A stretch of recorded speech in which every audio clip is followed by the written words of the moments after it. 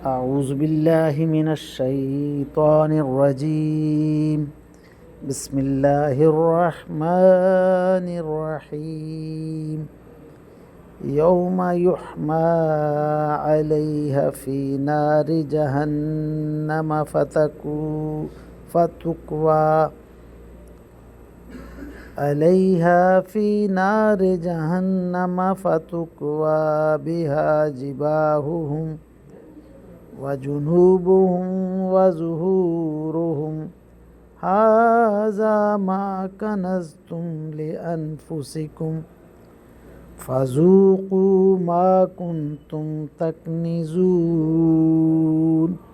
آمنت بالله صدق الله مولانا العظيم وصدق رسوله النبي الكريم ونحن على ذلك من الشاهدين والشاكرين والحمد للہ رب العالمین۔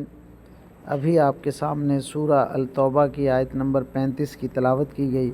انشاءاللہ کچھ ہی دیر بعد عزت مآب راؤ شاہنواز صاحب اس آیت کا ترجمہ، تشریح اور تفسیر بیان فرمائیں گے۔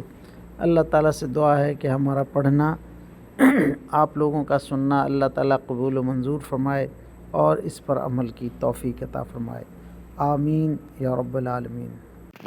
اعوذ باللہ من الشیطان الرجیم، بسم اللہ الرحمن الرحیم۔ ملتان سے شانواز تمام دوستوں کو السلام علیکم ورحمۃ اللہ وبرکاتہ۔ دوستان گرامی، آپ کے سامنے سورہ توبہ کی آیت نمبر 35 کی تلاوت کی گئی۔ اب اسی آیت کریمہ کی آسان تشریح ترجمہ مفتی تقی عثمانی کا لکھا ہوا اور تفسیر ابن کثیر سے حاضر خدمت ہے۔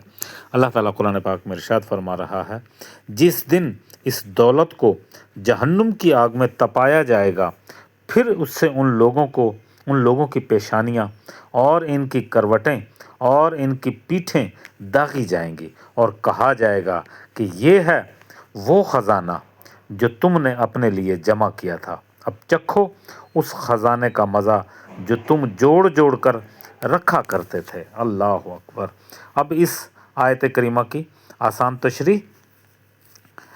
لوگوں کا مال ناحق طریقے سے کھانے کی مختلف صورتیں ہو سکتی ہیں، لیکن علماء کے حوالے سے خاص طور پر یہ بات کہی جا رہی ہے کہ وہ یہ ہے کہ یہ لوگ رشوت لے کر لوگوں کی مرضی کے مطابق شریعت کو توڑ مروڑ ڈالتے ہیں اور اس طرح اللہ کے مقرر کیے ہوئے صحیح راستے سے لوگوں کو روک دیتے ہیں۔ اگرچہ یہ آیت براہ راست ان اہل کتاب کے بارے میں نازل ہوئی جو بخل کی وجہ سے مال جمع کرتے تھے اور اس کے شرعی حقوق ادا نہیں کرتے تھے، لیکن آیت کے الفاظ عام ہیں اور ان کا اطلاق ان مسلمانوں پر بھی ہوتا ہے جو مال و دولت اکٹھا کرتے چلے آئے ہیں اور وہ حقوق ٹھیک ٹھیک ادا نہ کرتے ہوں۔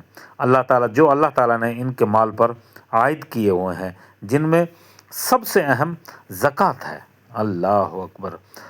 سورت کے شروع میں جو اعلان برات کیا گیا، اس میں بت پرستوں کی ایک قسم کو حرمت والے مہینے ختم ہونے تک مہلت دی گئی تھی۔ اس مناسبت سے عرب کے بت پرست کی ایک نامعقول رسم کی تردید ضروری تھی، جو آیت نمبر 36 اور 37 میں آگے بیان کی جائے گی۔ اس رسم کا خلاصہ یہ ہے کہ حضرت ابراہیم علیہ السلام کے وقت سے چاند کے 4 مہینے حرمت والے مہینے سمجھے جاتے تھے۔ ذی الحج، ذی قعد، محرم اور رجب، ان 4 مہینوں میں جنگ کی ممانعت تھی۔ عرب کے بت پرستوں نے اگرچہ بت پرستی شروع کی کر کے حضرت ابراہیم علیہ السلام کے دین کو بہت کچھ بدل ڈالا، لیکن ان مہینوں کی حرمت کو سب نے تسلیم کیا۔ ان میں جنگ کو ناجائز سمجھا جاتا تھا۔ رفتہ رفتہ یہ ممانعت ان کو مشکل معلوم ہونے لگی۔ اس لیے ذی قعد سے محرم تک 3 متواتر مہینوں میں لڑائی بند رکھنا ان کے لیے دشوار تھا۔ چنانچہ اس مشکل کا حل انہوں نے یہ نکالا کہ کسی سال میں کہہ دیتے کہ اس مرتبہ سفر کا مہینہ محرم سے پہلے آئے گا، یا محرم کی بجائے سفر کے مہینے کو حرمت والا مہینہ سمجھا جائے گا۔ چنانچہ اس طرح وہ محرم کے مہینے میں لڑائی کو جائز قرار دے لیتے تھے۔ اس کے علاوہ بعض روایات سے معلوم ہوتا ہے کہ حج چونکہ مختلف موسموں میں آتا تھا، اس لیے بعض مرتبہ تو وہ موسم کی تجارت کے لیے سازگار نہیں ہوتا تھا، اور بعض مرتبہ ہوتا تھا تو حج ذی الحج کی بجائے کسی اور مہینے میں کر لیتے تھے۔ اللہ اکبر! اور اس لیے انہوں نے کبیسہ کا ایک حساب بھی گھڑ لیا تھا، جس کی تفصیل آگے بیان کی جائے گی۔ اب ان آیات کریمہ کی تفسیر ابن کثیر سے عنوان ہوتا ہے مال و دولت جہنم ہے۔ اللہ اکبر! جہنم کی آگ ہے۔ ہاں،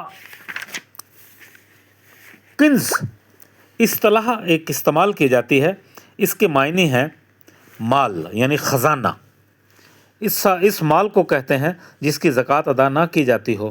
حضرت ابن عباس سے بھی یہی مروی ہے، بلکہ آپ فرماتے ہیں کہ جس مال کی زکوٰۃ دے دی جاتی ہے اگر وہ 7 زمین تلے بھی ہو تو وہ کنز نہیں، اور جس کی زکوٰۃ نہیں دی جاتی وہ گو زمین پر ظاہر پھیلا ہوا ہو، کنز ہے۔ اللہ اکبر! اللہ اکبر!